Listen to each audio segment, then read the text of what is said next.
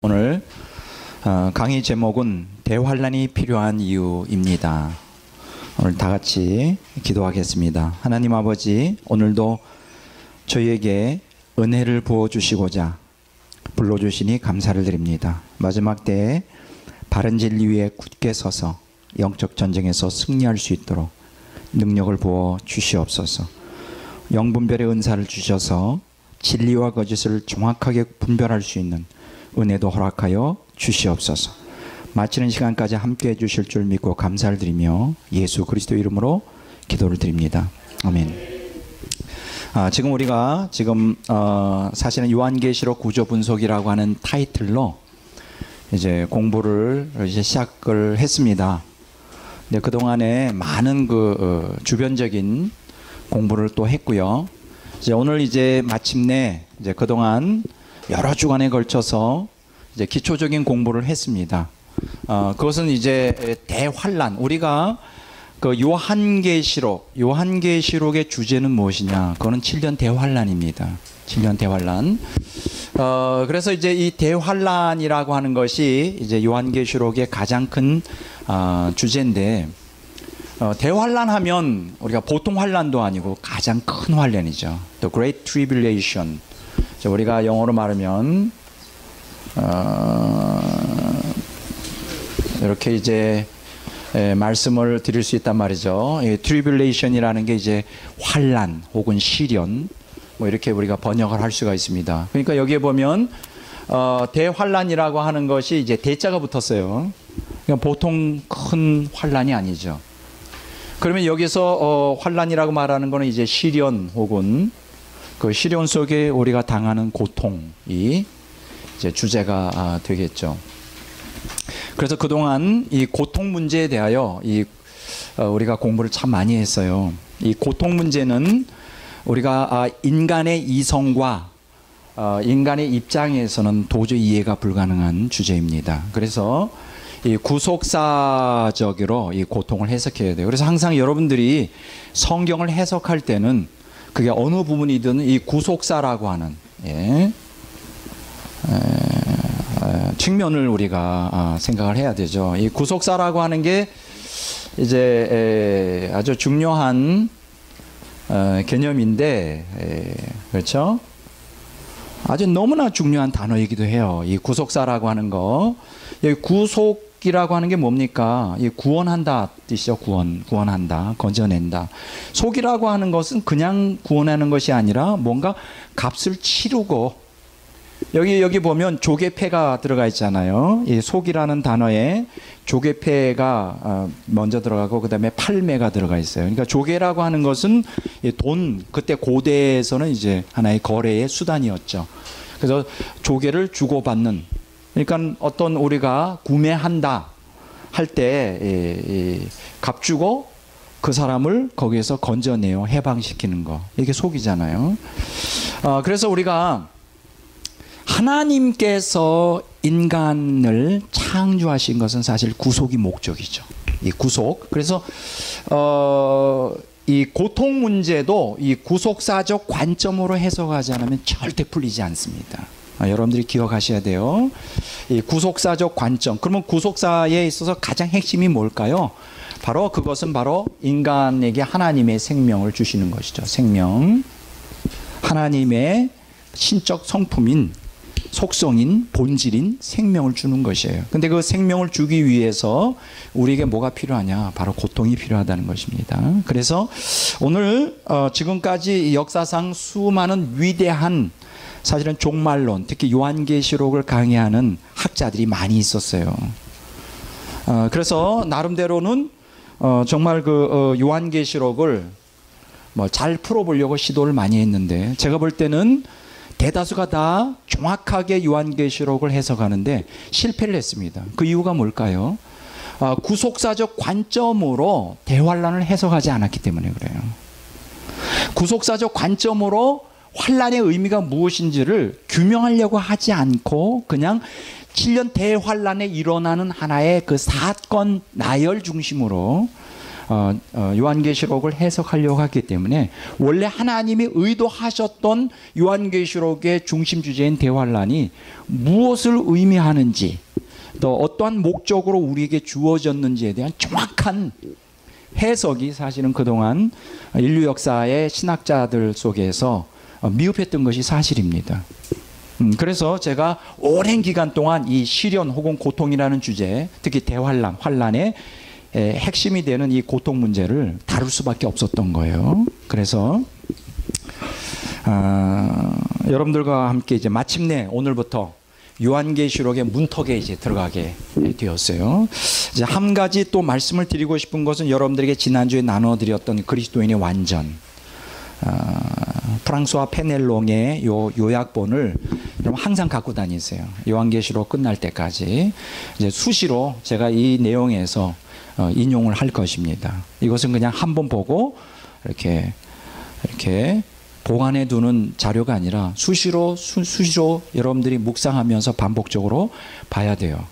그래서 이것을 좀 여러분들이 그렇게 유념해 주시기를 바라고요. 자, 오늘 그러면 대환란이 필요한 이유가 무엇이냐?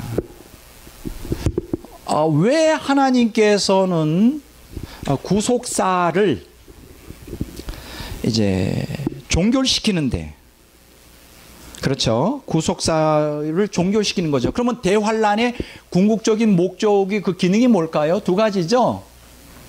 두 가지를 우리가 해석합니다. 첫째는 구속사를 종결시키는 거예요. 구속사의 종결. 두 번째 목적이 있는데요. 대환란의 목적이 있는데 구속사의 완성이에요. 네. 구속사의 완성이에요. 이 두 가지 목적이 대환란에 필요한 이유입니다. 뭐라고요? 구속사의 종결. 종결이라는 건 끝낸다는 거예요. 구속사의 완성이라고 하는 거. 여기서 완성이라고 할 때는 구속사가 이제 창조 이후, 타락한 이후에, 그렇죠? 정확히 말하면 인류 타락 이후에 이제 구속사가 시작이 되었죠. 그리고 진행되고 이제 끝나는 거예요. 그러니까 구속사의 종결과 완성이라는 것은 결국 무엇을 얘기하느냐? 이 지상에서의 구속 역사가 끝난다는 것이죠. 완성되어 끝난다는 거예요. 이제는 영원한 하나님의 원래 창조의 목적인 구속이 완성이 되었기 때문에 이 지구, 현 우주는 사라지고 이제 새하늘과 새 땅이 이제 임한다. 새하늘, 새 땅 임한다는 것이죠. 자, 그런데 여기서 중요한 것은 왜 그런데 구속사를 종결하고 구속사를 완성하는데 왜 환란이라고 하는 도구를 쓰느냐 하는 거예요. 이건 너무나 중요한 주제예요. 아직까지 그 종말론 학자들이 대다수가 이 환란이 있어야 되는 이유를 모르고 있어요. 그래서 이 종말론을 정확히 구속사적으로 해석하는 것이 불가능합니다. 그래서 심지어는 이제 우리 지금도 우리 기독교 내에서 굉장히 인기 있는 그 주제가 뭐냐? 환란전 휴거입니다. 그렇죠? 환란전 휴거설. 휴거설. 이거 뭐 앞으로도 계속 인기가 있을 것 같아요. 왜냐하면 7년 대환란 전에 이 땅의 지상에 있던 성도들은 들림을 받는다는 거예요. 그리고 공중으로 올라가서 그리스도와 혼인잔치에 참여하게 되고 7년 동안 그동안에 이 땅에서는 인류 역사 전무후무의 대환란이 일어나서 아주 그냥 이 땅에서는 그냥 엄청난 시련의 때가 인류에게 닥쳐올 것이다. 굉장히 흥분되죠, 여러분. 여러분 언제 흥분될까요? 혹시 여러분 2012년이라고 하는 영화를 보신 적 있나요? 안 보셨어요? 제목만 봤어요. 아니 그렇게 좋은 영화를 꼭 보셔야죠. 제목만 보시다니. 2012년이라고 하는 이 온 지구가 대파국을 일으키는 그런 영화가 있어요. 굉장히 잘 아주 묘사가 되고 뭐 내용보다도 포토로 처리한 그 내용들이 굉장히 멋있습니다. 근데 거기에서 막 손에 땀을 잔하게 하는 그런 장면들이 자주자주 나오는데 뭐냐? 그 주인공들은 절대 안 죽죠. 절대 안 죽어요. 막 주인공들이 막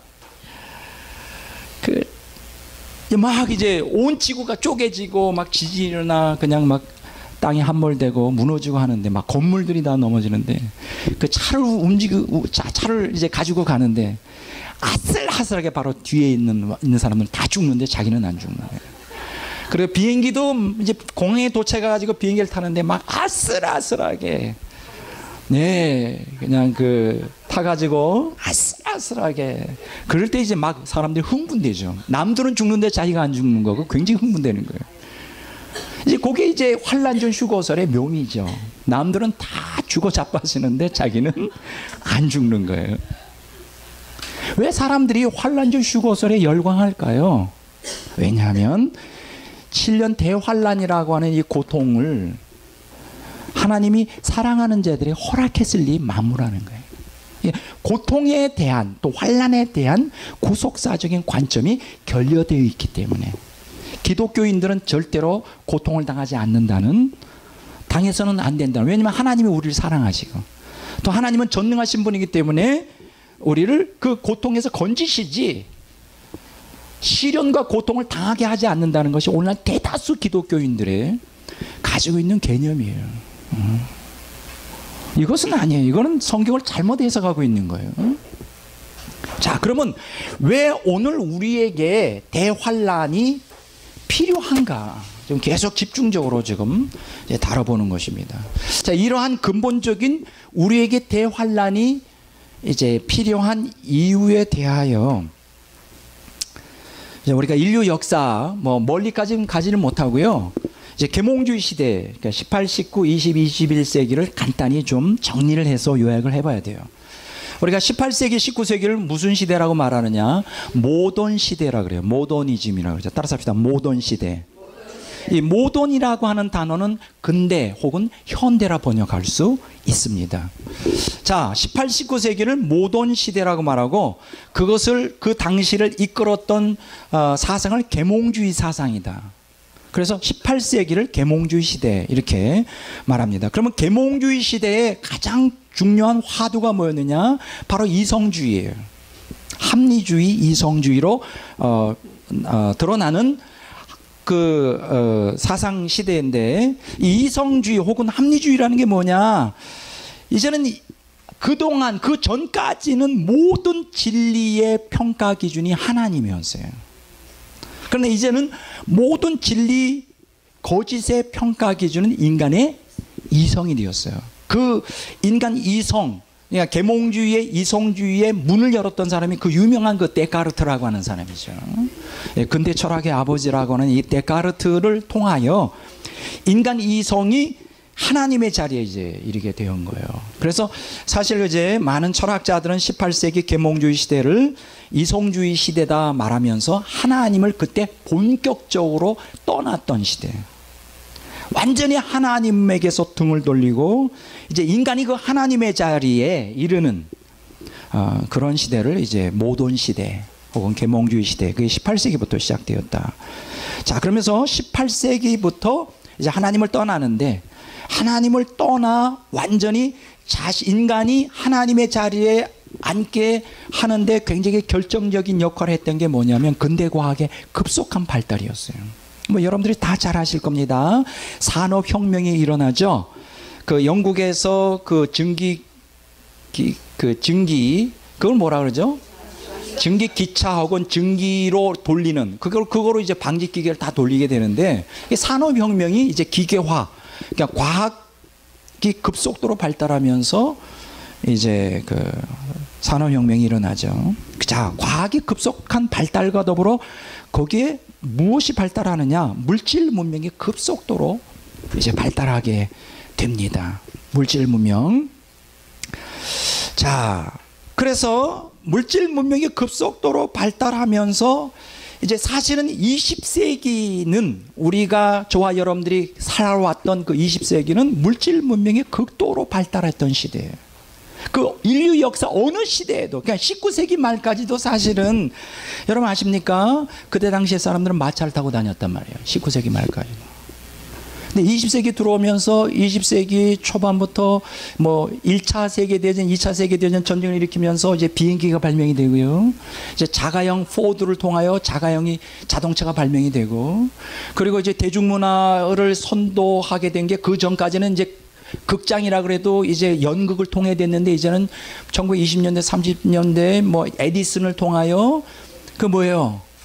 그 영사기가 발명이 되고 전기가 발명이 되고 뭐 그러면서 아주 급속도로 그 인류 문명이 아주 급속도로, 물질 문명이 급속도로 발전을 해요. 그리고 그 속도가 저와 여러분들이 살고 있는 몇십 년 전부터는 가속화되기 시작해요. 뭐 컴퓨터가 발명이 되고 전기, 전화, 전화기, 냉장고, 뭐 선풍기. 옛날에 우리 1960년대에 선풍기 하나만 있어도 얼마나 이게 대단한 건지. 지금 선풍기 자랑하는 사람은 아무도 없죠. 나 선풍기 갖고 있다. 그 뭐 에어컨 가지고도 자랑할 만한 게 못 돼요. 그만큼 이제 물질 문명이 급도로 발달하면서 이제 마침내 이성주의에서 이제 물질주의 시대가 되었어요. 그래서 우리가 20세기, 21세기를 뭐라고 말하느냐? 포스트 모던 시대다, 이렇게 말합니다. 따라서 합시다. 포스트 모던 시대. 자, 18, 19세기를 모던 시대라 그러면 20세기, 21세기를 포스트 모던 시대예요. 그러면 여기서 포스트라고 하는 것은, 모던 시대라는 건 뭐냐? 모던 후기 시대, 현대 후기 시대라 그래요. 뭐 여기에 대한 자세한 것은 제가 얘기를 하지 않겠습니다. 자, 포스트 모던 시대는 이성이 중심이 되었다면, 포스트 모던 시대는 그 이성 중심의 세계를 갖다가 붕괴시켜버리고 인간의 그 본능적 욕구를 중시하는, 그 본능적 욕구에서 가장 중심을 이루는 게 뭐냐? 바로 물질주의입니다. 자, 따라서 합시다. 물질주의. 자, 과학 문명의 발달과 더불어 물질 문명이 급속도로 발달하면서 인간은 점점 이성적인 존재에서 물질주의적인 존재로, 신적인 이성의 시대에서 동물적인 물질의 시대로 이제 변질되어 가는 시대. 그래서 저와 여러분들이 살고 있는 이 시대, 인류 역사 끝날 때까지 뭐가 주도할 것이냐? 물질주의가 이제 주도하게 되죠. 자, 이 물질주의, 이성주의에서 물질주의, 모던 시대에서 포스트 모던 시대로 발전해 가면서, 이거 발전이라고 말할 수 없죠. 물질 문명은 발달하겠지만 인간성은 점점 물질주의와 더불어 상실해 가는 그러한 이제 병리 현상이 역사에 나타나기 시작하는 것이죠. 그래서 이 물질주의의 팽배와 더불어 인간의 유격적 탐욕이 증대하는 시대가 됐어요. 인류 문명의 세속화가 가속화가 되겠어요. 여러분, 여기서 세속화라고 하는 것은 기독교인만 쓰는 용어가 아니라 이 물질 문명이 극대화된 이 시대에 점점 인간들은 정신이나 이성을 존귀하게 생각하지 않고 겉으로 드러나는 물질에 인간의 옳고 그름의 평가 기준을 두는, 그걸 갖다가 세속화라 합니다. 문명의 세속화. 따라서 합시다. 문명의 세속화. 자, 이런 현상이 나타나기 시작했어요. 자, 모던 시대 인간은 인간 이성주의를 중심으로 인간 이성이 이 인류를 과학의 발달과 더불어 구원할 거라고 하는 확신 가운데 그 시대를 시작했어요. 그래서 하나님을 자신 있게 떠났어요. 하나님이 거치장스러운 것이죠. 이제는 하나님 없이도 우리는 살 수 있다는 거예요. 왜냐하면 과학 문명이 발달하면서, 과거에는 천둥이 하나님의 역사인 줄 알았더니 나중에 과학을 통해 밝혀내는 게 하나님의 역사가 아니라 플러스 마이너스 전기가 부딪히면 그건 언제든지 천둥이 일어나는 거예요. 그건 하나님의 역사가 아니에요. 하나님이 두려울 게 없어. 천둥이 쳐도 두려울 게 없어. 피레치만 제대로 해놓으면 두려울 게 없단 말이에요. 그러니까 이렇게 과학이 발달하면서 인간은 마음속에는 교만이 계속 쌓여지기 시작했어요. 하나님을 떠났어요. 그리고 인간 안에는 물질주의의 발달과 더불어 점점 탐욕이 그 마음에 차지하게 됐습니다. 자, 근대 시대에서 모던 시대에서 포스트 모던 시대로 오는 과정에 인간은 어떻게 탐욕을 사로잡히게 됐나? 세 가지 단계로 인간 탐욕이 이제 계속 나가게 됩니다. 첫째는 뭐냐? 디자이어예요. 그걸 욕망이라고 번역합니다. 욕망. 따라서 합니다. 욕망. 그 다음에 두 번째는 뭐냐? 그리드라고 말합니다. 탐욕이라고 그래요. G-R-E-E-D, 그리드, 탐욕. 따라서 합니다. 탐욕. 세 번째, 마지막 판에서는 avarice라고 그러는데 굉장히 좀 어려운 단어예요. CE. RICE. 그 avarice라 그러는데 요거는 허욕이라 그럽니다. 요 차이가 뭔지를 아세요? 여러분, 물론 인간이 desire라고 하는 욕망이라는 것은, 자, 욕망이 죄가 됩니까? 죄가 안 됩니까? 죄는 아니에요. 인간 본성에 하나님이 심어주신 거예요. 욕망이 없으면, 식욕이 없으면, 먹고 싶은 마음이 없으면 죽죠. 성욕이 없으면 다 남녀가 서로 멀뚱멀뚱 쳐다보면 이제 한 세대가 지나면 다 멸절하죠. 애를 안 낳으면. 욕망이라는 것 자체는 그 잘못된 게 아니에요. 그건 하나님이 주신 선물인데, 이제 중요한 것은 뭐냐? 이 욕망이 탐욕이 들어가면서 이 탐욕으로 발전할 때 문제가 돼요. 왜 이렇게 웃으시는지 모르겠네. 내가 바보예요? 아니면 혹시? 자, 탐욕이라는 게 무엇이냐? 무슨 뜻이냐? 자기가 필요로 하는 것 말고 과도하게 욕심을 내는 게 탐욕이에요. 과도하게 욕심을 내는 거. 필요 이상으로 과욕을 부리는 게 바로 탐욕이에요. 자, 근데 그보다 더 무서운 게 있어요. 허욕이라는 게 있어요. avarice라는 게. 이 허욕이 뭐냐? 자, 따라서 합시다. 허욕. 오늘 우리는 탐욕도 경계해야 되고 허욕도 경계해야 돼요. 욕망 자체가 잘못된 건 아니에요. 그런데 욕망이 탐욕으로 변질될 수가 있죠. 인간의 욕심 때문에. 그리고 탐욕이 결과적으로는 인간성을 파괴하는 허욕으로 전락하게 돼요. 에버리스. 이 에버리스가 허욕이 무엇이냐? 이런 거예요. 자기 혼자 다 독차지하고 싶은 거예요. 그게 물질이든 명예든. 그래서 남의 것까지 자기 것으로 만들기 위해서, 이런 거 있죠? 그런 종종 이러한 허욕적인 증상이 어린 철없는 애들한테서 많이 나타나는데, 자기가 맛있는 걸 먹어요. 이제 엄마가 이제 그 수박을 갖다가 사와가지고 2개를 갖다가 쪼가 줬어요. 근데 이제 그거를 먹으면서 다른 사람이 먹는 걸 보고 있는 거야. 이 허욕이에요. 그러면서 중요한 것은 그것을 뺏어서 거기다 침을 뱉어. 그렇지. 네 것도 내 것, 내 것도 내 것. 이게 놀부심포죠. 이게 바로 허욕이에요. 자기는 지금 그 자기 분량만 먹지를 않고, 근데 배불러서 먹지도 못해. 근데 남이 먹는 거를, 그거를 감당이 안 돼. 그 허용이 안 돼. 남이 먹지 못하도록 거기다 침을 뱉어놓는. 굉장히 아주 저질적이고 악질적인 성질이죠. 이게 바로 탐욕이 변질되면 허욕으로 되는 거예요. 지금 오늘 현대 사회가 문제가 뭐냐? 물질주의에 의하여 인간의 옳고 그름에 대한 이성적 판단이 상실되어 버렸어요.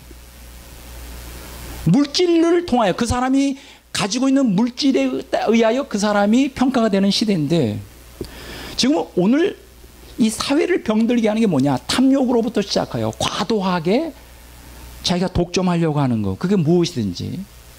그리고 그거 더 나가서 다른 사람이 그것을 갖고 있는 것조차 그거를 용납을 하지 않는 거예요. 자기가 다 가져야 돼. 이게 바로 허욕이에요. 지금 그런 시대에. 그래서 어떻게 됩니까? 사회가 완전히 파괴되죠. 막 이런 사회의 병리 현상 때문에. 자, 여기서 중요한 게 있습니다. 그 모던 시대에는 이성주의가 중심이 되었고, 포스트 모던 시대에는 물질주의가 중심이 되는데, 하나님을 떠난 인간이 이렇게 욕망, 탐욕, 허욕의 과정을 거치면서 이제 결국은 완전히 물질에 사로잡히게 되죠. 그래서 오늘날 이 시대는 무슨 시대라고 말하냐? 하나님이 없는 세대예요. 자, 따라서 봅니다. 하나님이 없는 세대. 다시 말씀드립니다. 하나님이 없는 세대. 이것을 뭐라고 말하냐? 하나님의 부재라 그러죠. 오늘 저와 여러분들이 살고 있는 시대는 하나님이 없는 세대예요. 하나님이 들어갈 자리가 없는 거예요. 그러면 뭐가 차지해서 들어갈 자리가 없을까? 자, 처음에 하나님을 떠나는데 모던 시대의 이성주의, 인간이 하나님 자리를 차지함으로 하나님이 들어설 자리가 없었던, 지금은 인간 대신에 뭐가 인간을 평가해요? 물질이 하나님 노릇을 하고 있어요. 물질이 하나님 노릇하기 때문에 하나님이 없어. 하나님이 존재한다면 물질이 하나님이에요. 그러니까 하나님이 부재된 상황이에요. 자, 하나님이 부재된 상황은 어떻게 될까요? 요걸 갖다가 학자들은 뭐라고 말하냐? 포스트 휴머니즘이라고 그래요. 따라서 포스트 휴머니즘. 요거는 후기 인본주의라고 그래요. 자, 모던 시대를 휴머니즘 인본주의 시대라고 말하면, 인간이 신의 노릇을 한 시대라고 말하면, 물질 시대, 하나님 부재의 시대에 접어들면서 포스트 휴머니즘, 다른 말로 말하면 비인간화, 인간이 존재하지 않는, 좀 더 쉽게 얘기하면 인간성이 상실된 시대. 하나님의 부재와 더불어 인간도 부재해 버리는. 자, 제 말이 무슨 얘기인지 이해가 되세요? 제가 지금 얘기하는 것은 철학사에서 지금 보편적으로 얘기되어지는, 사회학에서 보편적으로 얘기해주는 그러한 얘기를 지금 하고 있습니다. 지금 인간성이 상실되어 가는 상황이에요. 그래서 그러한 것들이 집단적 사회 병리 현상으로 지금 막 돌출되고 있죠. 그런 현상들이. 자, 이게 지금 저와 여러분들이 살고 있는 현 시대의 사회상이에요. 사회의 실상이에요. 인간성이 상실되고, 인간이 물질화되고, 인간의 짐승처럼 욕망만 가지고 그냥 껍데기만 나는, 인간의 실체가 없어져 버리는, 참으로 비참한 시대에 살고 있죠. 겉으로는 그 서구 사회가 물질로 아주 풍요롭고 겉으로는 행복해 보이지만 조금만 내면으로 들어가 보면 생명이 없고 인간성을 상실하는 그러한 무서운 시대에 지금 살고 있어요. 저는 이 시간에 지금 그것이 제 주제가 아니에요.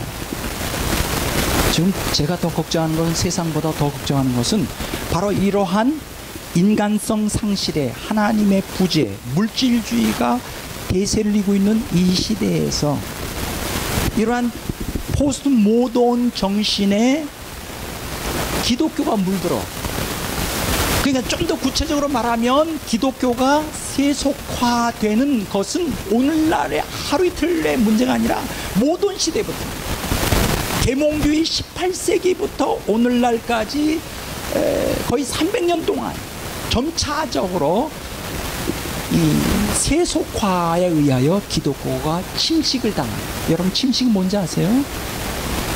이 침식이라고 하는 것은 서서히 깎아먹는 거죠. 해안선이 침식을 당한다. 서서히 깎아먹는 거예요. 자기도 모르게. 지금 기독교가 이 세속 사상에 의하여 세속화되어 완전히 몰락하고 있어요. 좀 더 구체적으로 말하면 소국 기독교가 급속도로 쇠퇴하고 몰락하여, 오늘날 이러한 쇠퇴하고 몰락한 사회 현상을 뭐라고 사회학자들은 말하느냐? 탈기독교 세계라고 합니다. 따라서 합시다. 탈기독교 세계.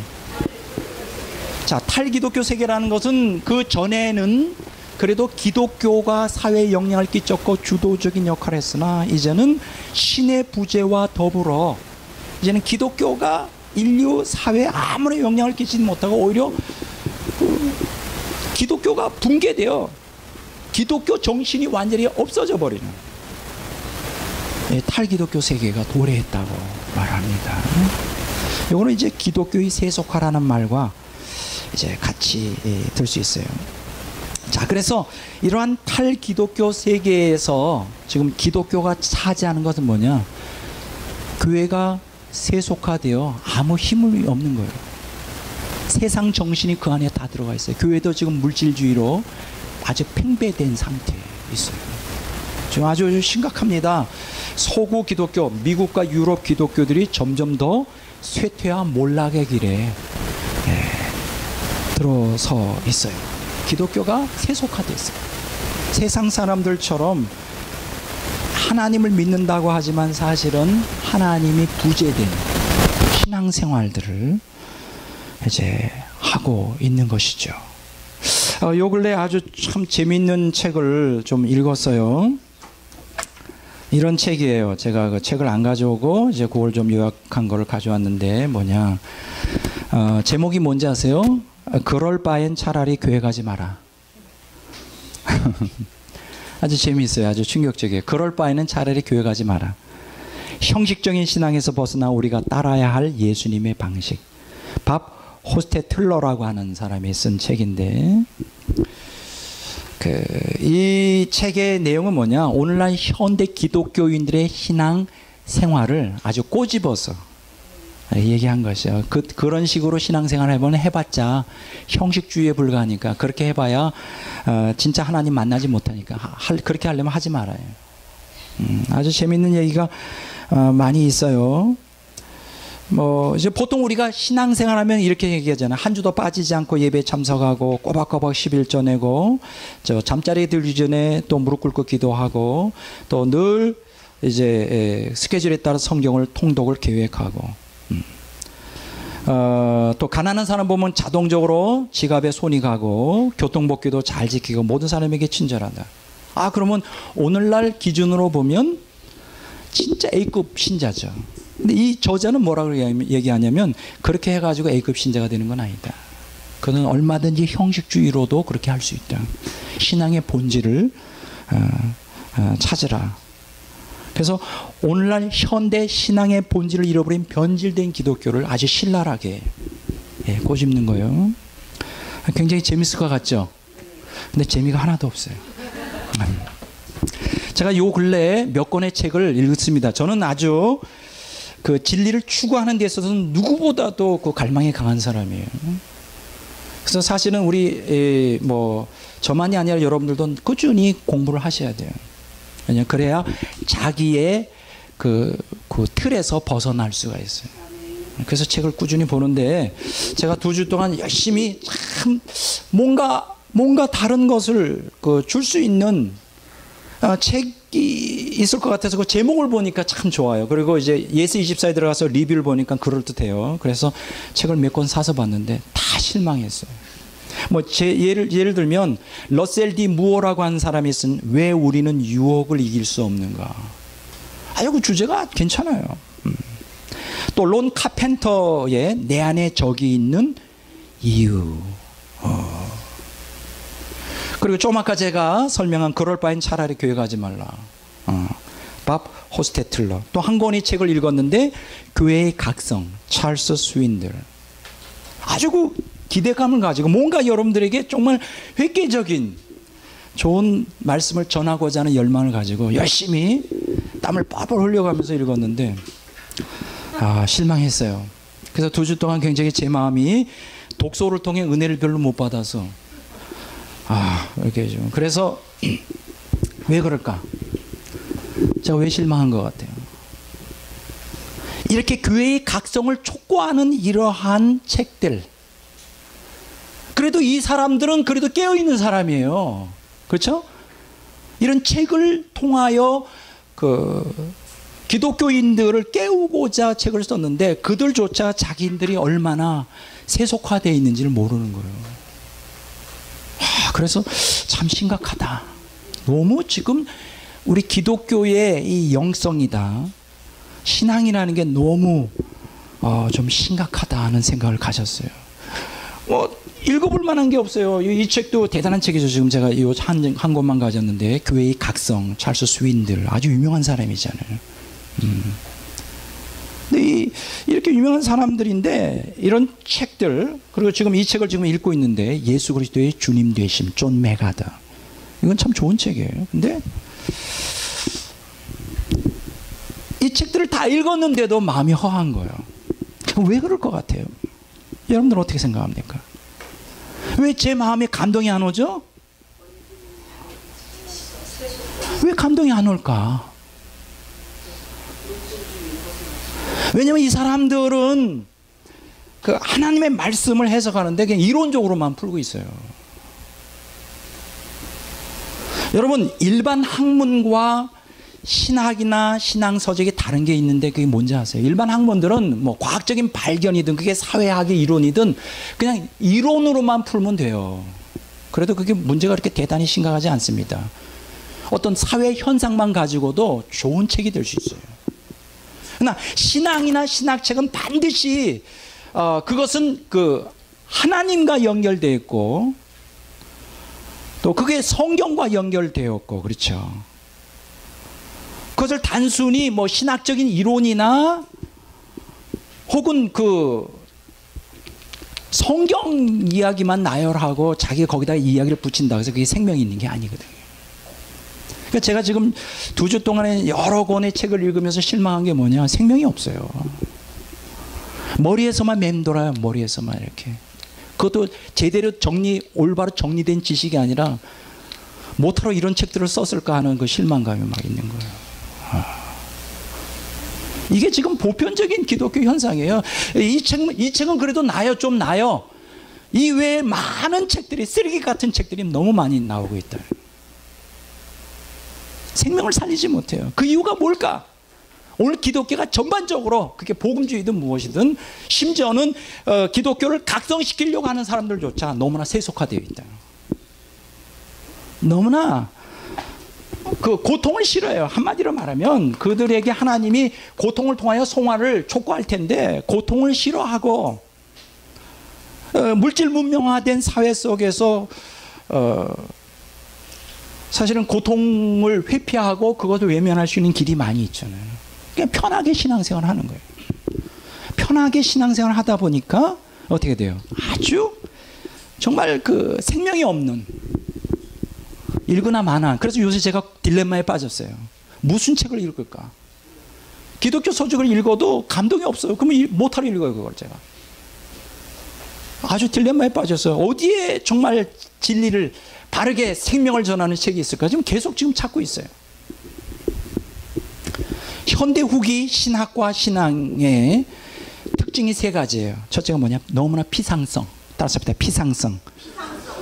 피상적인 측면만 다뤄요. 본질을 다루지 못해. 본질이 뭔지를 몰라. 신앙의 본질. 두 번째는 뭐냐? 따라서 합시다. 모호성. 피상성에서 뭐가 나오느냐? 애매모호함. 본인도 뭘 얘기하는지 잘 몰라요. 근데 독자도 몰라. 아무도 몰라. 저자도 모르고 독자도 모르고 하나님만 아셔. 뭘 하실까? 야, 답답한 거지. 모호성. 3번째는 모호성을 통해서 뭐냐? 천박성.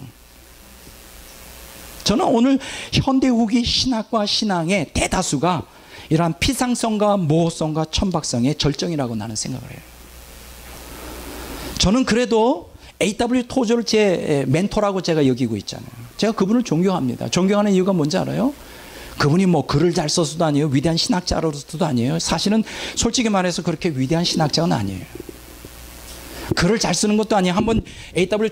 토저의 책들을 읽어보면 논리가 안 서요. 어떤 때는. 이게 무슨 말씀을 하시려고 그러지? 물론 내 멘토 스승이긴 하지만 도대체 무슨 말씀을 여기서 하시는 거야?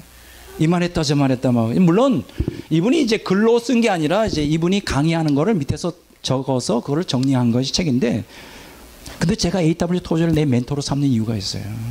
이분의 한마디 한마디가 생명이 있어요. 왜 생명이 있을까? 어떻게 생각하세요? 왜 A.W. 토저의 말이 아주 강력하게 내 마음을 부딪힐까요? 이유가 뭔지 아세요? 말씀대로 살기 때문에 그래요. A.W. 토저는 이 사람이 언제 사람입니까? 지금으로부터 한 60, 70년 전에 오늘날 현대 후기의 신학과 신앙의 이러한 천박성에 대하여 경고를 계속했던 사람이에요. 벌써 60, 70년 전에 1897년에서 1963년까지 살았던 사람이 아닙니까? 근데 이 사람의 책이 그렇게 저를 막 부딪히는 건 이 사람이 위대한 신학자라 그런 것도 아니고, 뭐 글이 논리 정연해서도 아니에요. 읽어보시면 알겠지만. 근데 제가 이분을 사모하고 사랑하는 이유가 있어요. 왜냐하면 이분은 그분이 가르치는 대로 살았어요. 그러면 다른 분들, 오늘 현대 대다수의 신학자 또 신앙인들이 왜 내게 감동이 안 올까요? 그대로 살지 않아요. 죄송한 얘기지만 입만 살았어. 그걸 그렇게 가지고 사람이 변화가 되지 않아요. A.W. 토저는 그대로 살았던 사람이에요. 저는 제가 오늘 이 껍데기만 가지고 왔어요. 너무나 좋아가지고. 내 주인은 누구인가? 당신은 누구에게 순종하는가? 하나님이라고 외치지만 실제로는 자기 자신에게 더 순종하고 살지 않은가? 마음에 와닿지 않아요? 찔끔하고 뭔가 찔리는 것 같지 않아요? 저는 찔리대. 그러면 여기에 보면 뭐라 그러냐면 완곡한 내 뜻을 꺾고 주인의 명령에 순종하라. 어휴, 강력하잖아요. 예수 그리스도만이 당신에게 온전한 순종을 요구할 수 있는 권리를 갖고 계신다. 맞는 얘기 아니에요? 사랑하는 자여, 나는 성경 전체가 순종을 가르치는 것을 거듭 강조하고 싶다. 나는 그리스도인의 삶에서 가장 준엄하게 요구되는 것이 순종이라는 점을 지적하고 싶다. 아주 구구절절에 맞지 않아요? 성경은 순종 없는 구원을 가르치지 않는다. 여러분, 제가 주장했던 거예요. 순종 없는 믿음은 가짜예요. 성경은 순종 없는 구원을 가르치지 않는다는 거예요. 다시 말하지만 순종 없는 구원은 없다. 왜냐하면 순종 없는 구원은 모순된 것으로서 그 자체가 불가능하기 때문이다. 하나님의 권위에 반역하는 것이 죄의 본질이다. 너무 멋있지 않아요? 이거는 이 사람의 체험에서 나오는 거예요. 여러분, 철저한 십자가라는 책이 있어요. 당신은 진짜 십자가를 모른다. 진정한 십자가를 알고 있다면 지금처럼 살 수 없다. 짝퉁 십자가를 들고 예수님을 볼 수는 없다. 다시 제대로 알라. 굉장히 도전적이잖아요. 편안한 길을 거부하고 험한 십자가의 길을 걸어라. 이런 것들 너무너무 좋아요. 이 내용들이. 또 이 책도 있죠. A.W. 토제, 믿음의 타협은 없다. 당신이 생각하고 쉽고 편안한 믿음은 없다. 매 순간 성령님을 의지하는 진짜 믿음의 삶을 살아라. 그리스도인이 승리의 삶을 살지 못하도록 방해하는 큰 요인 중 하나는 복음에 대한 잘못된 개념이다. 너무 시간이 없어서 다 얘기를 못하죠. 저는 A.W. 토저의 책을 다 갖고 있어요. 다 봤어요. 세상과 충돌하라. 굉장히 멋있죠. 지금 우리가 대세가 뭡니까? 세상과 충돌하는 게 아니라 세상과 타협하자. 적당한 선에서 타협하라. 이게 이제 구도자 예배예요. 자, 세상과 충돌하라. 그런데 여러분, 지금 오늘 교회가 문제가 되는 게 뭐냐? A.W. 토저가 이런 얘기 했어요. 편한 싸구려 기독교가 지금 만연되어 있다. 따라서 합시다. 편한 싸구려 기독교. 너무나 싸. 너무나 싸가지고 이 발에 걸리적거릴 정도예요. 너무나 흔해 빠져가지고 기독교 복음이. 그러면서 아주 중요한 얘기를 하죠. A.W. 토저가 주대심 없는 구주란 있을 수 없다. 이 주장을 똑같이 한 사람이 누굽니까? 존 메가더. 그래서 내가 메가더를 사랑해요. 아직 존 메가더 목사님이 많이 부족하고 또 신학적으로도 많이 좀 완전하지 않지만 그래도 내가 그분을 존경하고 사랑하는 것은 바로 A.W. 토저의 영성을 그냥 이어받고 있어요. 존 메가더가 뭐라 그랬는지 아십니까? 구원은 그리스도를 우리 삶의 주인으로 모시는 것을 의미합니다. 그러니까 우리 삶의 주인으로 모시지 않는 사람은 구원받는 사람이 아니라는 거예요. 근데 이 문제 때문에 많은 신학자들이, 많은 그 목회자들이 자기를 공격한다는 거예요. 그게 어디 있느냐? 예수 믿으면 구원받지. 무슨 예수님을 주인으로 순종하지 않으면 어떻게 구원받지 않는다고 말하느냐.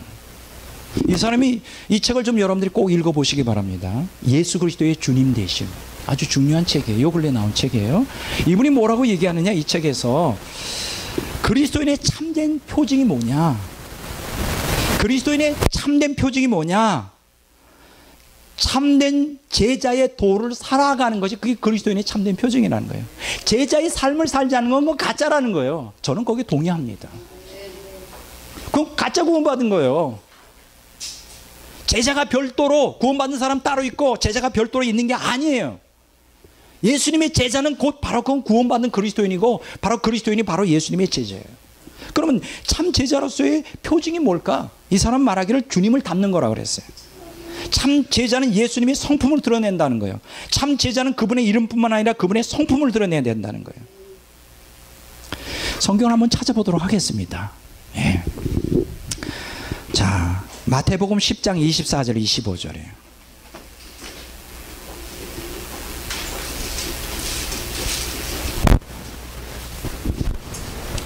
자, 성경 마태복음 10장 24절 25절 다 같이 읽겠습니다. 자, 제자가 그 선생보다 또는 그 상전보다 높지 못하나니 제자가 그 선생 같고 종이 그 상전 같으면 조카되리라. 보세요. 제자가 선생 같고 종이 그 상전 같고 그러면 조카되리라. 이게 무슨 얘기일까요? 제자는 반드시 그 스승을 닮게 됩니다. 선생 같아야 된다는 거 당연한 거 아닙니까? 여러분, 내가 어떤 사람에게 나의 스승님으로 모십니다. 나는 누구의 제자입니다. 그러면서 그 스승의 삶을 본받지 않고 자기 마음대로 살아요. 저는 엉터리를 찾아요. 여러분들도 다 그런 상식이에요. 우리가 예수님의 제자라고 예수님의 제자라고 그렇죠? 저는 뭐 틀린만 했습니다. 자, 마태오 누가복음 6장 40절 보세요.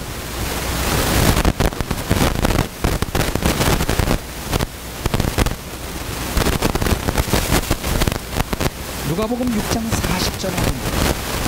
찾으셨어요? 자, 읽어보겠습니다. 제자가 그 선생보다 높지 못하나 무릇 온전하게 된 자는 그 선생과 같다. 선생과 같을 수 있으면 어떻게 온전하게 된 자예요. 다른 말로 말하면 온전해야 된다는 거예요. 온전하게 된 자는 스승과 같다고 말합니다. 성경에서는 계속 이 문제를 우리에게 촉구하고 있죠. 요한복음 15장 20절 보겠습니다.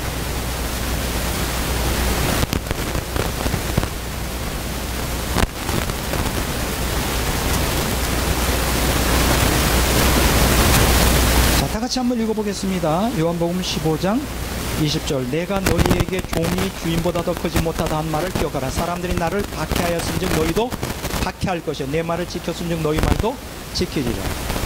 예수님이 고난당하셨으면 우리도 당해요. 그런데 왜 우리는 예수님이 고난당하셨는데 우리는 당할 필요가 없다고 얘기하는 거죠? 그건 비성경이에요. 또 좀 보겠습니다. 자, 요한일서 2장 6절을 봅니다.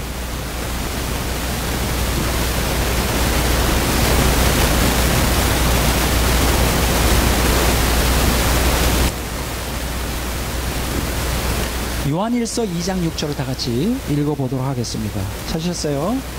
자, 빨리 찾으세요. 그 이 안에 산다고 하는 자는 그가 행하시는 대로 자기도 행할지니라. 여러분들이 예수님 안에 삽니까? 그렇다면 여러분들이 예수님이 행한 대로 해야 돼요. 그게 정상적인 사람이에요. 그게 신앙생활이에요. 자, 한 군데만 더 보겠습니다. 자, 요한일서 3장 3절. 이런 데가 보면 3장 3절. 다 같이 읽어보겠습니다. 주를 향하여 이 소망을 가진 자마다 그의 깨끗하신과 같이 자기를 깨끗하게 하시라. 이 소망이 뭡니까? 예수님이 재림하는 날 구원에 대한 소망. 그러면 이 소망을 갖고 사는 사람이라면 세상과 타협하면 안 되죠. 예수님이 깨끗한 것 같이 우리도 깨끗해야 돼요.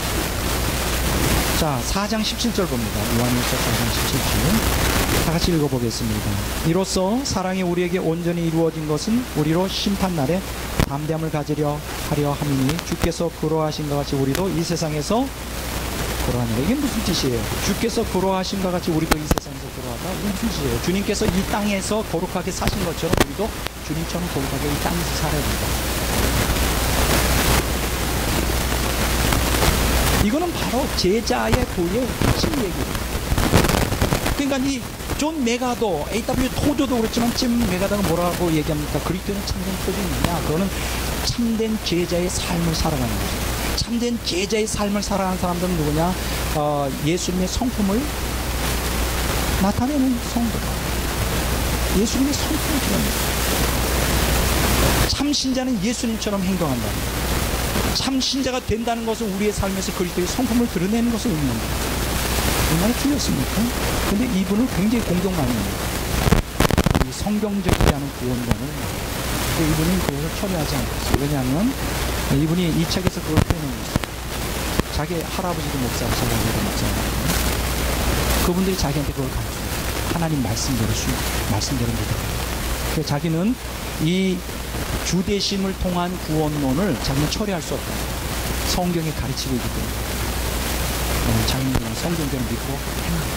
저는 이런 측면에서 존 메가드 목사를 굉장히 사랑합니다. 존경합니다. 왜냐하면 저하고 같은 사상이죠. 자, 세상과 충돌하라. 세상과 불화하라는 거예요. 겁먹지 말고 당당히 맞서라. 그리스도인들이여 무릎 꿇고 세상을 흉내내지 마라. 멋있지 않아요? 나는 멋있는데 여러분 어떻게 생각하세요? 나도 그렇게 해야 되겠다. 세상과 비굴하게 타협하고 그렇게보다는 당당하게 하자. 하나님 편이나 세상 편이나 언제까지 몸은 하려는가?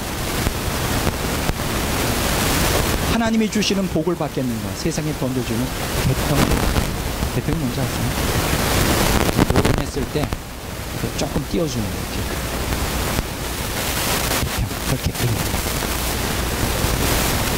하나님은 그리 만만한 상대가 아니다. 당신이 모든 사람을 속일 수는 있어도 하나님까지 속일 수는 없다. 우리는 하나님께 영광을 돌리세라는 찬양에 기꺼이 동참하면서도 다른 한편으로는 비상하게 머리를 써서 그 영광의 일부를 우리의 것으로 챙기려고 했습니다. 이처럼 하나님을 위하여 산다고 하는 사람들도 종종 세상 사람들처럼 산다. 이러면서 경고합니다. 또 한 권에 책 있죠? 세상에 무릎 꿇지 마. 근데 이분은 가만 보면 다 세상에 대항하는, 세상과 타협하는 순간 망한다. 맞지 않습니까? 세상에 굴복하지 말고 오직 예수님 이게 정말 100% 맞아요. 이런 글들이 오늘날 없단 말이에요. 아무리 눈 씻고 봐도 뭐 교회를 각성시키고 촉구하는 책들이 지금 막 쏟아져 나오는데 너무 피상성과 모성과 천박성 때문에 참 가슴이 아파요. 가슴이 아파요. 지금 오늘 교회가 어느 정도 심각하냐, 지금 너무 교회가 세상과 타협을 하고 있어요. 너무 교회가 세상과 타협을 해서 지금 심각합니다. 프랜시스 셰퍼는 이 문제에 대해서 경고를 했어요. 뭐라고 경고했느냐? 복음주의 교회에 엄청난 재앙이었고, 복음주의가 진리를 지키지 않고 이 시대 정신과 타협하는 것이다. 교회가 가장 위태로울 때는 핍박받을 때가 아닙니다. 교회가 위태로울 때는 세상으로부터 조롱받을 때가 아닙니다. 교회가 가장 위태로울 때는 세상과 어떻게 해요? 타협하여 교회의 그 정체성을 상실했을 때 가장 위험한 거예요. 지금 바로 지금 이 시대 교회가 바로 그런 상황이 있습니다. 세상과 너무나 타협해 있습니다. 교회의 각성이라고 하는 책에 보면 여기 윌버 챗맨이라고 하는 사람이 이런 얘기를 했어요. 그 윌버 챗맨은 어떤 사람이었느냐면 18세기 말에 19세기에 복음전문가였어요. 이 사람이 그때 이미 오늘날을 경고하고 있어요. 뭐라 그러냐? 배가 가라앉는 이유는 배가 물속에 있기 때문이 아니라 물이 배 안에 있기 때문이다. 마찬가지로 그리스도인들이 세상 안에 있는 것이 위험한 것이 아니라 세상이 그리스도인 안에 있는 것입니다. 지금 그 안에 세상이 다 들어와 있어요. 세상 사정이 다 들어와 있어요. 그 안에 물질주의가 파는 집이 있어요. 그 안에 인본주의가 파는 집이 있어요. 그 안에 하나님이 구제되어 있어요. 하나님이 없어요.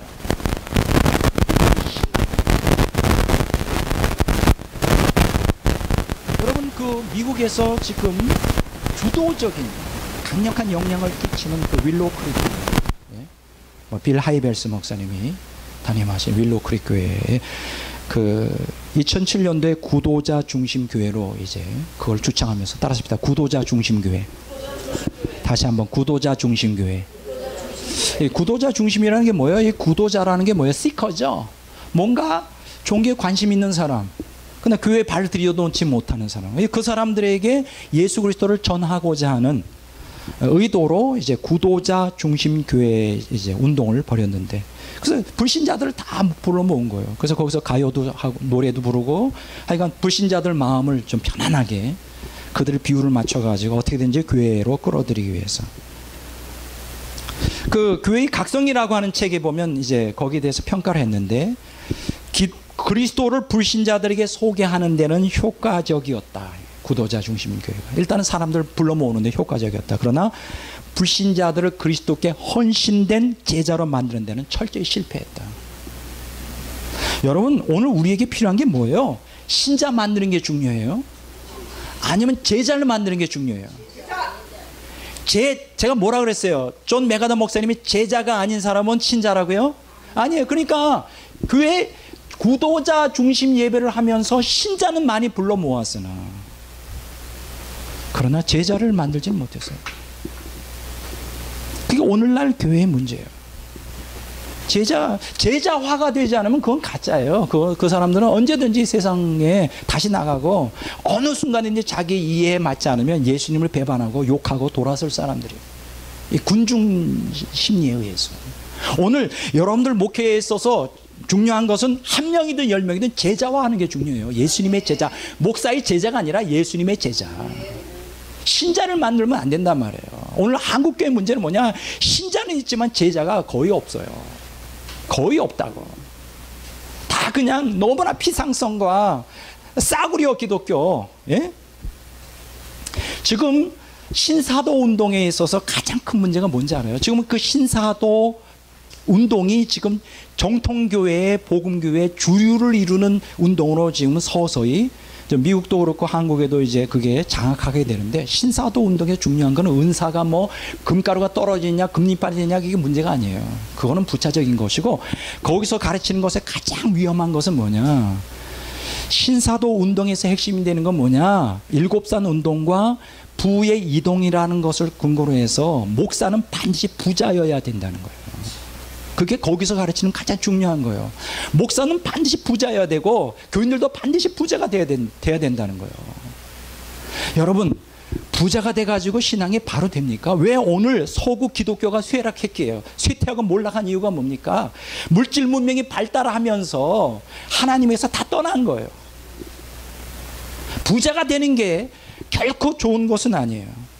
여러분, 신사도 개혁운동 그리고 번영신학에 아주 중요한 역할을 하는 케네스 코플랜드 목사 아십니까? 케네스 코플랜드, 따라서 합시다. 케네스 코플랜드. 뭐 베닌 목사와 더불어 그 베닌 목사보다 더 유명한 사람이에요. 케네스 코플랜드 목사가 이런 얘기를 했어요. 목사가 자기 자가용 비행기를 갖고 있지 않은 목사하고는 사귀지 마라. 아, 왜 욕을 하세요? 하지 마요. 지금 제가 있는 그대로 얘기하는 거예요. 코플랜드 목사가 자가용 비행기를 갖고 있지 않은 목사하고는 사귀지 마라. 근데 케네스 코플랜드 목사님이 저택이 굉장히 큰데요. 땅도 굉장히 큰데 자기 자가용 비행기만이 아니라 자기 백야드에 공항 활주로를 갖고 있어요. 자기 전용. 이 사람은 자가용 비행기를 갖고 있는 사람하고만 교제를 해요. 목회 성공한 사람이에요. 그걸 하나님이 기뻐하신다는 생각이죠. 베니 목사도 자가용 비행기를 갖고 있죠. 지금 문제가 되는 게 뭐냐? 이게 굉장히 심각한 상황이에요. 이러한 물질주의, 세속화, 이게 지금 교회 깊이 지금 들어와서 교회를 갖다가 이제 다 붕괴시켜 버리고 말죠. 자, 여러분, 우리가 이제 성경에서 과연 이 물질에 대하여, 저는 뭐 물질 자체를 경시하거나 뭐 부자 되는 것을 자체를 그건 아니에요. 그러나 깊이 한번 생각을 해보셔야 돼요. 우리 연구원에는 사실은 부자가 거의 없을 거예요. 잘 모르겠고, 제가 여러분들이 재정 문제에 관심이 없는데, 제가 부자 자체를 제가 하는 건 아니에요. 말하는 건 아니에요. 근데 여기서 조심해야 될 거는 부자하고 빈자, 가난한 자를 따질 때 가난한 자가 더 복음을 받아들이기가 쉬워요. 그 인간의 본능이에요. 부유하면 편안하게 신앙생활을 하려고 하죠. 자, 욕구를 충족시킬 수 있는 기회가 많잖아요. 부자들은 사실은 뭐든지 마음만 먹으면 돈이 있으니까 다 할 수 있는데, 자기 욕구를 충족시키다 보면 하나님을 갈망하고자 하는 마음이 이제 그게 줄어들 수가 있어요. 그러니까 부자하고 가난한 자, 빈자 중에 누가 천국을 갈 수 있겠냐 할 때 사실 가난한 자가 더 천국에 들어갈 수 있는 기회가 많아요. 그래서 오늘 사실은 이 부자가 되는 거, 번영신학에 대해서 가시는 거예요. 물론 자동적으로 부자가 되고 예수 믿는 건 사명 때문에 부자가 되는 거죠. 그럼 부자가 하나님이 이제 오늘 이 말씀을 보면 두 가지가 나와요. 자, 한번 성경을 한번 보겠습니다. 욥기 34장 19절.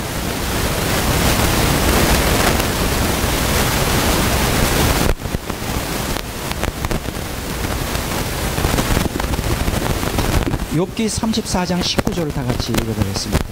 고관을 자, 아직 못 찾으셨어요? 욥기 34장 19절. 고관을 외모로 대하지 아니하며 가난한 자들 앞에서 부자의 낯을 세우지 아니하나니 이는 그들이 다 그의 손으로 지으신 바가 됨이니라. 그들은 한밤중에 순식간에 죽나니 백성은 떨며 사라지고 세력 있는 자도 사람의 손으로 빌리지 않고 제거함을 당하리라. 여기서 뭘 얘기해 줄까요? 부자와 가난한 자를 누가 만들었다고요? 하나님 만들었어요. 자, 성경을 한번 또 보겠습니다. 자, 잠언서 17장 5절 봅니다.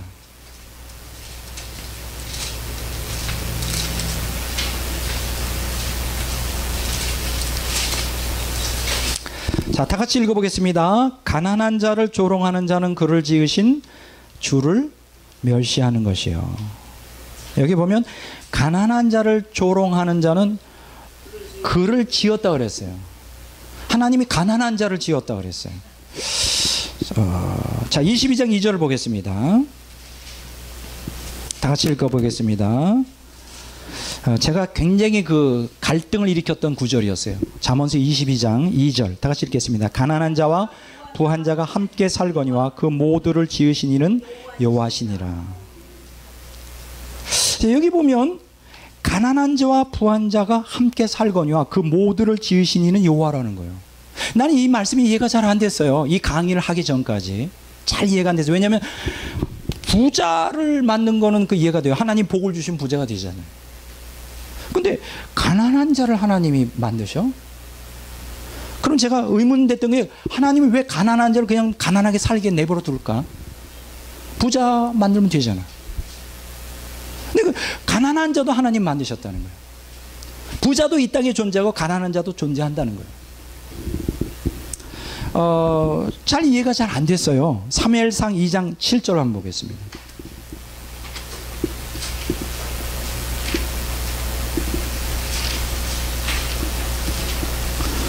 사무엘상 2장 7절 다 같이 읽어보겠습니다. 여호와는 가난하기도 하시고 부하기도 하시며 낮추기도 하시고 높이기도 하시는도다. 보세요. 하나님께서 그러면 부자가 되고 가난한 자는 하게 하는 건 다 누구의 주권 속에 있어요? 하나님의 주권 속에 있어요. 그런데 내가 의문 가졌던 거는 그러면 하나님의 주권이라면 하나님이 그렇게 부자도 만들고 가난하게도 만든다면 다 부자 되게 하면 좋잖아. 나는 왜 가난하게 하나님이 하시는지에 대해서 잘 좀 이해를 못했어요. 근데 나중에 알게 됐어요. 이 강의를 통해서 부자가 되면 천국 가기가 어렵구나. 왜냐면 탐욕 때문에. 그걸 알게 되었어요. 그래서 성경에 보면 이런 말 있죠. 야고보서 2장 5절 보세요.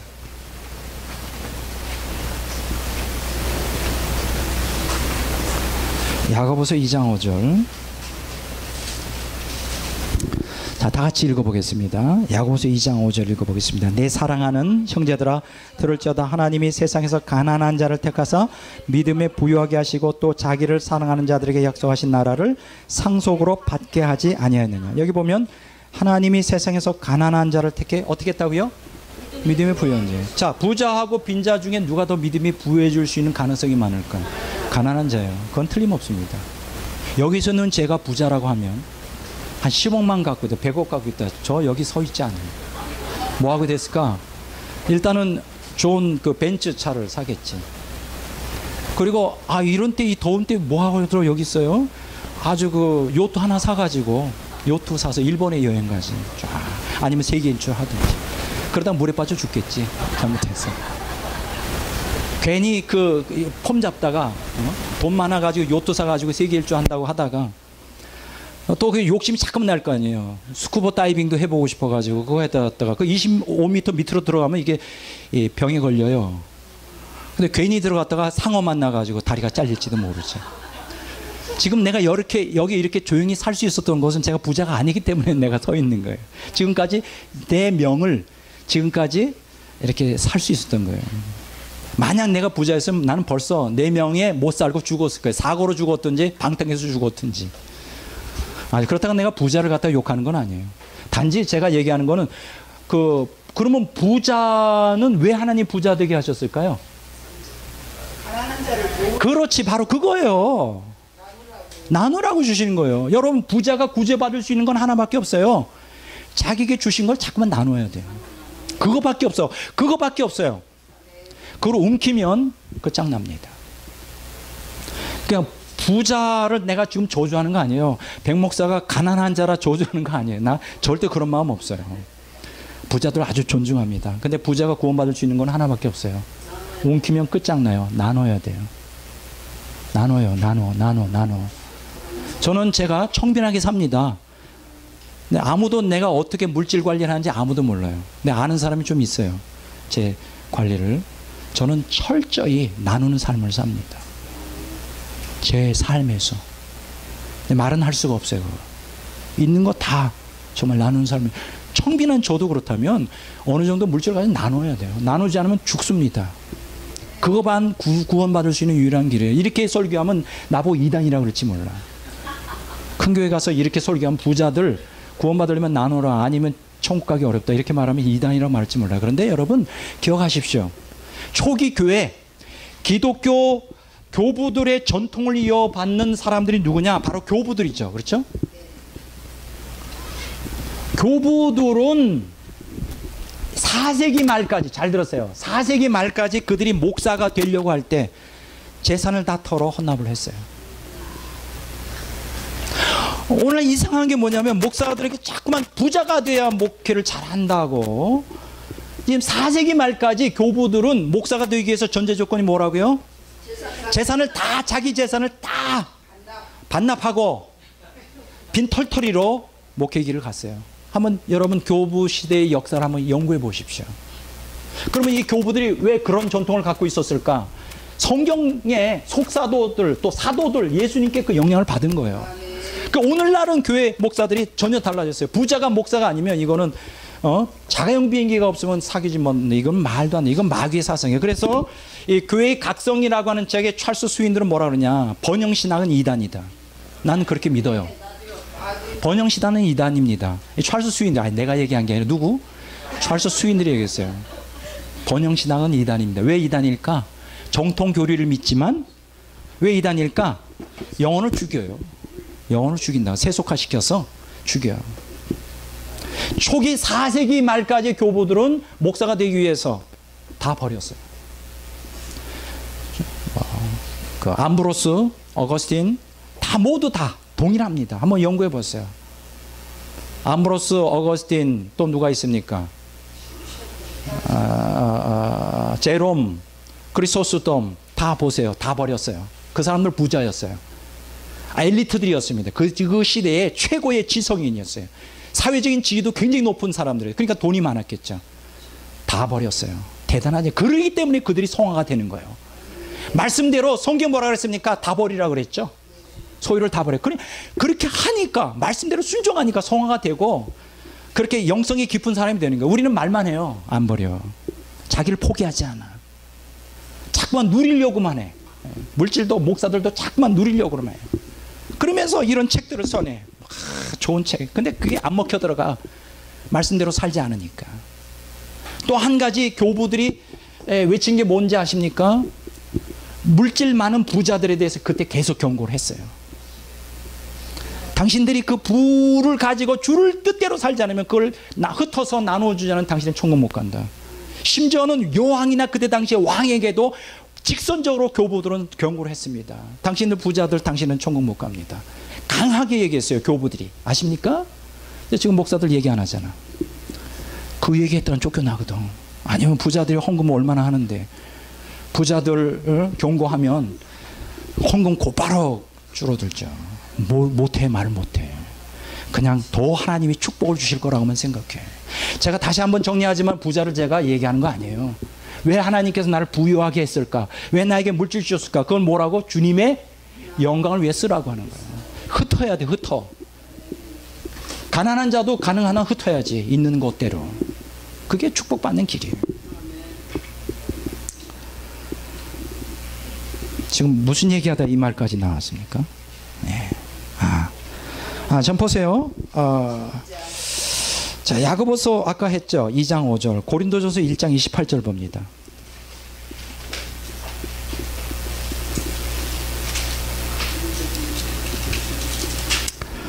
자, 다 같이 한번 읽어보겠습니다. 하나님께서 세상에 천한 것들과 멸시받는 것들과 없는 것들을 택하사 있는 것들을 폐하려 하시나니 이는 아무 육체도 하나님 앞에서 자랑하지 못하게 하려 하심이라. 없는 것들, 천한 것들, 멸시받는 것들, 이런 것들을 택해서 있는 것들을 부끄럽게 하신다. 저는요, 이 세상에서 정말 감사한 게 뭐냐, 난 예수님을 믿게 되었다는 게 감사해요. 그 예수를 믿어 인격적인 하나님을 만나고 이 성화의 길을 간다는 게 보통 큰 축복이 아니에요. 오늘날 대다수의 많은 세상 사람들은 복음을 들을 기회도 없고 관심도 없어요.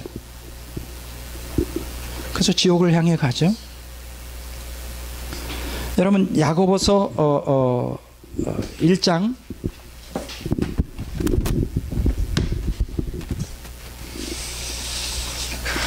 야고보서 1장 9절에서 11절 보겠습니다. 아주 특이한 말씀이 나와요. 여기 아주 희한한 약속 말씀이 나오죠. 야고보서 1장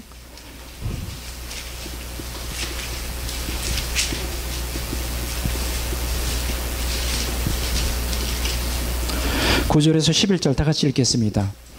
낮은 형제는 자기의 높음을 자랑하고 부한 자는 자기의 낮아짐을 자랑할지니 이는 그가 풀의 꽃과 같이 지나감이라. 해가 돋고 뜨거운 바람이 불어 풀을 불말리면 꽃이 떨어져 그 모양의 아름다움이 없어지나니 부한 자도 그 행한 일에 이와 같이 쇠잔하리라. 근데 아주 재미있는 얘기가 나와요. 이걸 역설적 진리 논법이라고 말할 수 있는데, 낮은 형제는 자기 높음을 자랑하고, 아니 낮은 형제가 뭐 자랑할 게 뭐 있어요? 높은, 여기서 사회적인 지위가 높나요? 여기서 자기 높음이라 그럴 때 바울 사도가 자랑하라 그랬는데, 이 자랑한다라고 하는 헬라어 단어는 주로 부자들이 자기를 자랑할 때 쓰는 용어예요. 근데 그 부자가 자랑하는 게 아니라 낮은 형제, 가난한 자, 여기 낮은 형제는 가난한 자를 얘기해요. 가난한 자가 자기 높음을 자랑하는. 그러면 우리가 가난한 자가 높음을 자랑할 수 있는 자랑 높음이 뭘까요? 믿음의 부요죠. 앞으로 천국 들어갔을 때 받을 상급에 대한 거. 그래서 저는요, 청빈하게 사는 거를 절대로 저는 부끄러워한 적이 없습니다. 부끄러워한 적이 없어요. 옛날에는 한때는 그랬어요. 굉장히 부러웠어요. 큰 목회하는 목사들 너무 부러웠어요. 20대 30대는 그때는 제 영적인 탐욕이 굉장히 많았던 거죠. 지금은 많이 정화됐어요. 하나도 안 부러워요. 나의 궁극적인 목적은 구속이에요. 천국 가는 거예요. 하나님 안에서 사는 거예요. 예수님의 생명 안에 내가 사는 게 내 궁극적인 신앙의 목적이에요. 그러다 보니까 그렇게 하려면 어떻게 돼요? 천상 청빈하게 살아야 되거든. 그 나는 막 큰 교회나 막 세상적으로 크게 성공한 사람이 난 전혀 안 부러워요. 나는 내가 좋다니까. 내가 지난주에 그렇게 얘기하지 않아요? 난 내가 너무 좋아요. 나의 이 모습 그대로 좋아요. 머리가 약간 빠져서 문제지만 하나님은 외모로 사람을 취하지 않을 것이고, 나는 정말 내가 왜 나의 청빈하게 살아가는, 하나님 없이는 살 수 없는 환경으로 나를 허락하신 그게 나는 너무나 좋아. 지금도 얼마나 내가 간사한지. 조그만 환경이 편하고 내 주머니에 돈이 조금 몇십만 원 있으면 이게 갑자기 교만해지려고 그래요. 우습지도 않아 내가. 그 몇십만 원만 있어도 막 그냥 하나님 의지하지 않고 막 내가 뿌듯하게 가지고 막 이러고.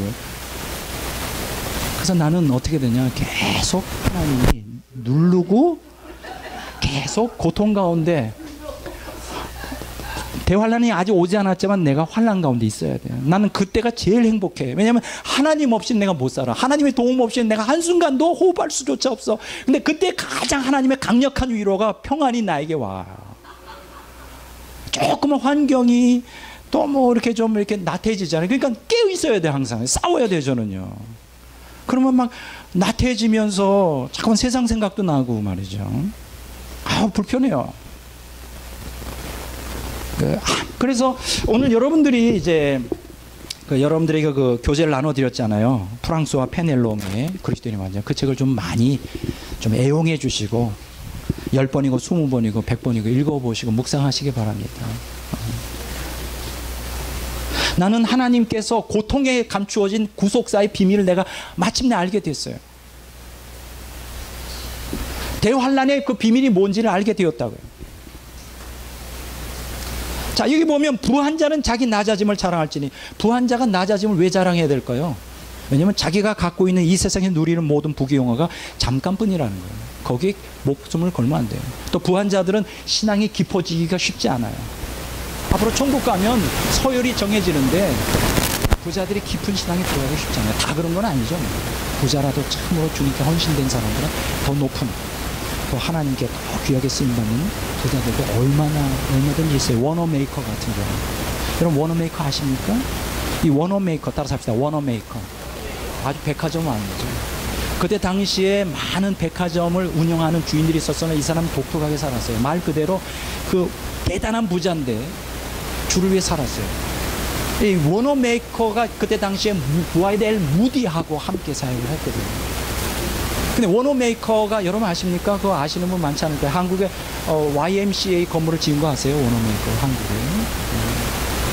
아주 주를 위해서 참 귀한 일들을 많이 했어요. 부자죠. 근데 어느 날 이제 그 워너메이커도 훌륭하고 그 부인이 신앙이 참 좋은데 어느 날 기도하는데 하나님이 그러시더래요. 아주 대저택을 사라. 방은 한 100개짜리 사라. 그래서 지시를 따라 샀다는 거예요. 그래서 사놓으니까 이제 뭘 하느냐. 거기다가 이제 선교사님들이 선교하고 복음, 기도로, 안식, 얼마나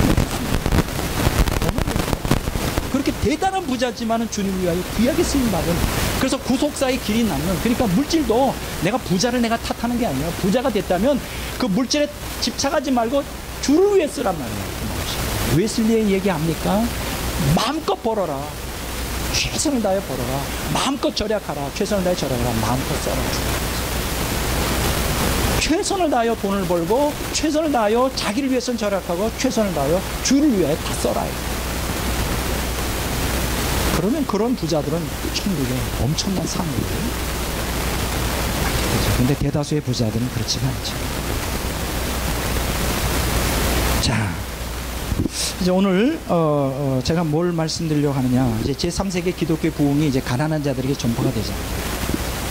제가 걱정하는 것은 서구 기독교의 쇠퇴의 몰락, 그리고 현재 기독교가 지금 번영 신학이 정통 신학의 주류를 이루면서 제3세계 기독교인들조차 순수한 신앙을 오염시키고 더럽혀서 물질주의적인 서구의 물질주의에 물들게 해서 저들의 순수한 신앙을 퇴락시킬까봐 걱정인 거죠.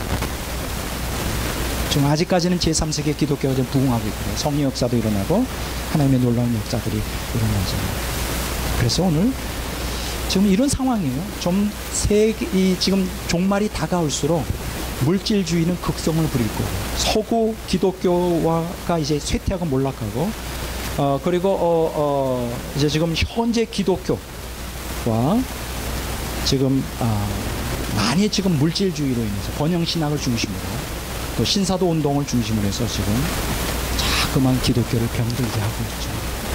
순수하게 복음을 증거하여 선포하는 사람 많지가 않아요. 그래서 전파하는 사람들조차 대다수가 다 그들은 물질주의에 만연되어 있어요. 이런 사람들. 그러니까 강력하지 않지. 말은 하지만은 그들이 실제적으로 본된 삶을 살지 않기 때문에 능력이 없어. 지금 그런 실정이에요. 기독교의 피상성, 모성, 천박성. 이런 상태에서 우리는 어떻게 해야 되느냐. 한 가지밖에 없어요. 점점 예수님 오실 때 참된 믿음을 찾아보기 어려운 시대에 그나마라도 성도들을 구원하려면 무엇을 해야 되느냐. 대환란이 와야 돼요. 그래서 대환란을 와야 돼요. 아마 이렇게 얘기하면 좀 이상한 사람이 있을지 몰라요. 대환란을 겪어야 돼요. 그래야 우리 영이 살아요. 대환란을 겪지 않으면 영이 살지를 않습니다. 그래서 대환란이 필요한 거예요. 하나님께서 왜 인류 역사의 끝에 대환란을 허락하시는 걸까요? 두 가지예요. 첫째는 구속사를 종결하기 위해서. 이거는 의인과 악인을 선별하기 위해서. 의인, 악인, 선별, 인간 선별, 종결하는 거예요. 그래서 대환란이 필요하고, 두 번째 대환란은 구속의 완성이에요. 의인들을 연단하기 위해서. 여러분, 우리들은 기독교인들조차 하나님을 사랑한다고 호언장담하는 우리들조차 너무나 타락한 본성을 갖고 있기 때문에 환경이 너무 좋으면 신앙이 성숙을 못해요. 오직 하나님만을 사모하지 못해요. 그래서 우리 환경이 무엇을 필요로 하느냐? 대환란을 필요로 하고 있죠. 오늘 현대 기독교인들에게서 가장 문제가 되는 게 뭐냐면 탐욕이에요. 탐욕. 그게 바로 우상숭배예요. 우상숭배. 그래서 하나님께서는 이 땅에 대환란을 허락하실 거예요. 첫째로는 인간들을 선별하기 위해서, 두 번째로는 의인들을 거룩하게 연단하고, 그래서 대환란이 필요한 거예요. 그래서 환란은 우리에게 복인 거예요. 이렇게 얘기하면 은혜를 못 받아요. 환란이 복이라고. 너나 잘 받으세요. 이렇게 하겠지. 나도 솔직히 환란 올 때 두렵고 떨려요. 내 영이 막 파르르 떨어요. 그렇지만 나는 이 원리는 알고 있다. 환란이 올 때 나는 믿음으로 굳게 설 수는 있다. 환영하진 않아요. 내가 성인들처럼. 성인들은 왜 환란을 안 주십니까? 그러니까 나는 그렇게는 안 해요. 아무 얘기 안 해. 그냥 환란이 오면, 시련이 오면, 이게 나 감사할 뿐이지. 진짜요, 진짜. 옛날엔 불평했어요. 근데 이제 감사하는 단계로 이루었어요. 이게 내가 필요해서, 내게 필요해서 나를 성화시키려고, 사실 내가 경험해 봤더니 환란 가운데, 고통 가운데 내가 성화가 되더라고요. 위로, 성령의 강력한 위로가 있고 하나님의 평안이 그 환란을 통해 오더라고요. 그래서 나는 그 원리를 알기 때문에 환란이, 또 시련이, 고통이 오는 거는 내가 거부하지는 않아요. 그 단계까지는 성장했어요. 그러나 막 환영합니다. 왜 고난을 안 주십니까? 이 정도는 아니에요. 그 정도로 내가 정신이 미치지는 않았다고. 정신 돌지는 않았다고. 성인들은 우리가 감당할 수 없는 신앙을 하거든요. 여러분들도 그렇죠? 환란이요, 왜 안 주십니까? 정신 나간 거 아니에요? 가만히 있어도 오는 환란이에요. 자, 하나님께서 대환란을 통해 구속사를 완성시키는 것이 뭐냐? 그게 두 가지예요. 여러분, 인간 선별, 따라서 인간의 선별, 의인의 연단, 요 두 가지가 7년 대환란의 대주제인 걸 아십니까? 자, 한번 보겠습니다. 말라기서 3장 17절 18절 보면,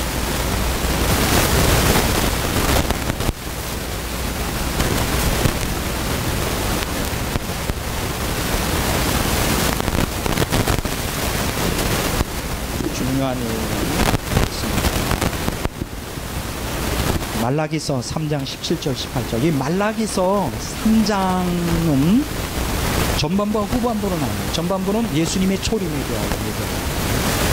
이제 후반부, 특히 말라기서 3장 13절부터 4장 6절까지는 7년 대환란, 예수님의 재림과 관계가 있습니다. 그러니까 말라기서 3장 1절, 조금 구체적으로 말하면 말라기서 2장 17절부터 3장 5절까지 예수님의 재림과 관계가 있습니다. 물론 이 5절 안에서도 5절에 보면 내가 심판하러 너에게 임하리라, 예수님의 재림도 연결되어 있어요. 그러나 대부분의 예수님의 재림에 집결되어 있는 게 말라기서 3장 13절부터 4장 1절까지. 자, 7년 대환란과 관계되는, 예수님의 재림과 관계되는 부분을 보겠습니다. 말라기서 3장 17절 18절을 보겠습니다. 다시 읽어보겠습니다. 만군의 여호와가 이르노라, 나는 내가 정한 날에 그들을 나의 특별한 소유로 삼을 것이요, 또 사람이 자기를 섬기는 아들을 아낌같이 내가 그들을 아끼리니, 그때 너희가 돌아와서 의인과 악인을 분별하고 하나님을 섬기는 자와 섬기지 아니하는 자를 분별하리라. 이 구절은 해석이 잘못되어 있어요. 제가 다시 한번 해석해 볼게요. 현대어 성경으로. 내가 내 보물을 챙기는 날에 그들이 내 백성이 될 것이다. 아버지가 효성이 지극한 자기 아들을 아끼듯이 내가 그들을 아끼겠다. 그때는 언제일까요? 7년 대환란 때 너희는 의로운 자와 악인들의 차이와 나를 섬기는 자와 나를 섬기지 않는 자의 차이를 다시 한번 보게 될 것이다. 다른 말로 말하면 7년 대환란을 통하여 의인과 악인을 분별하겠다.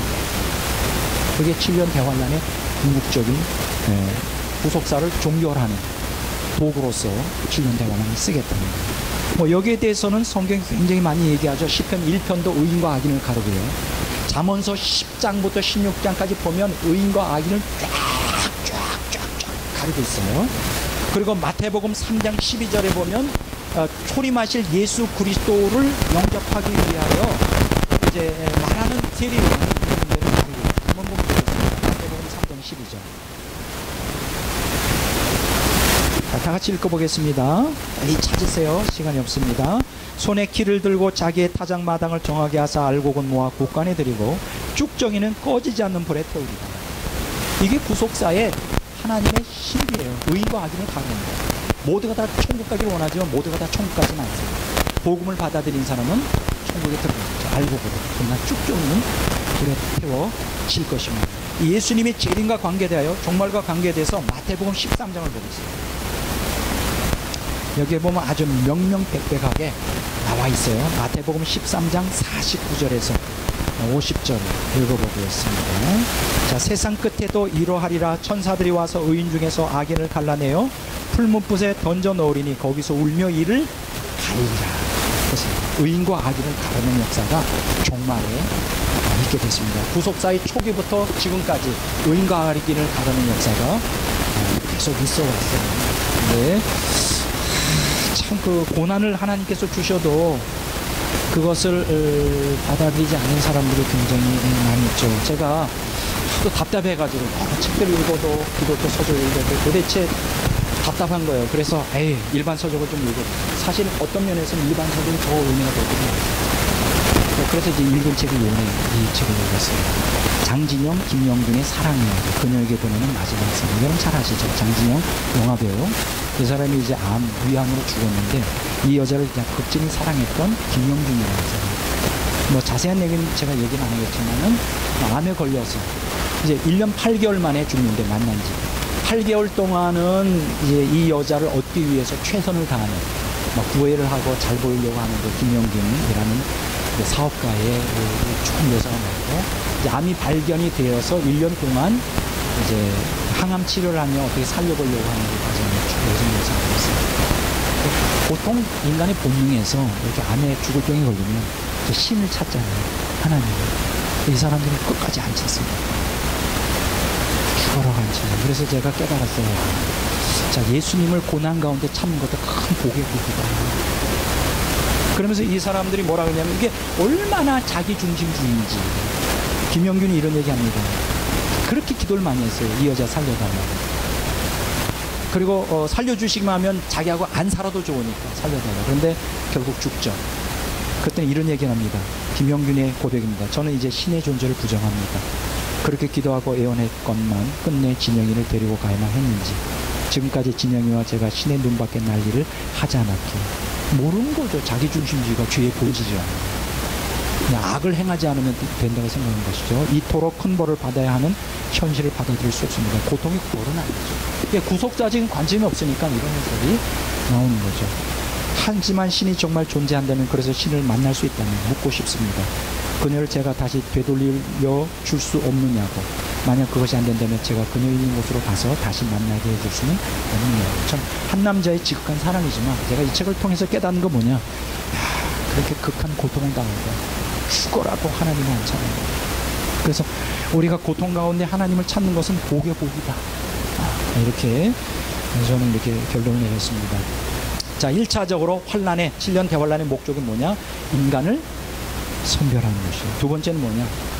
인간을 선별하고 더 중요한 건 뭐냐? 성도들을 연단하는 거예요. 지금 오늘 기독교가 너무나 세속화되어 있습니다.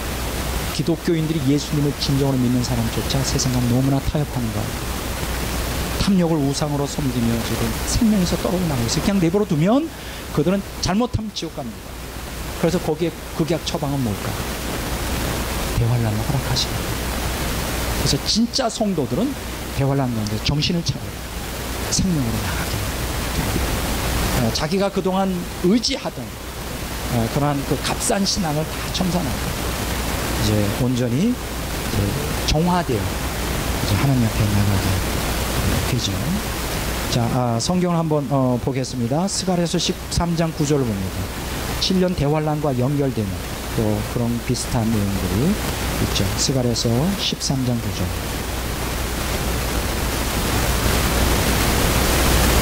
스가랴서 13장이 어디 있는지 아세요? 말라기 앞에.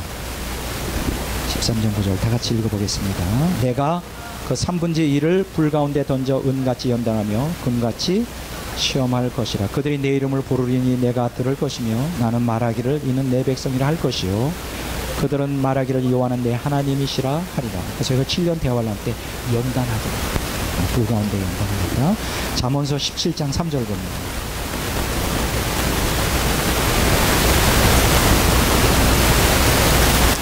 잠언서 17장 3절.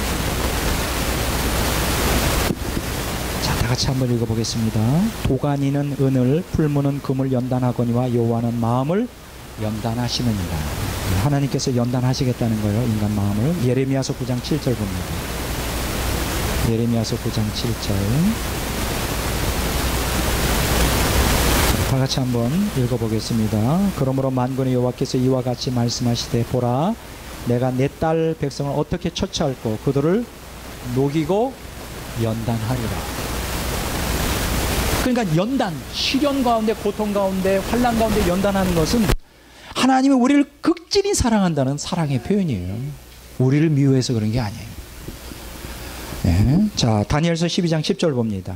7년 대환란 때 어떤 일이 일어나는가. 다니엘서 12장 10절입니다.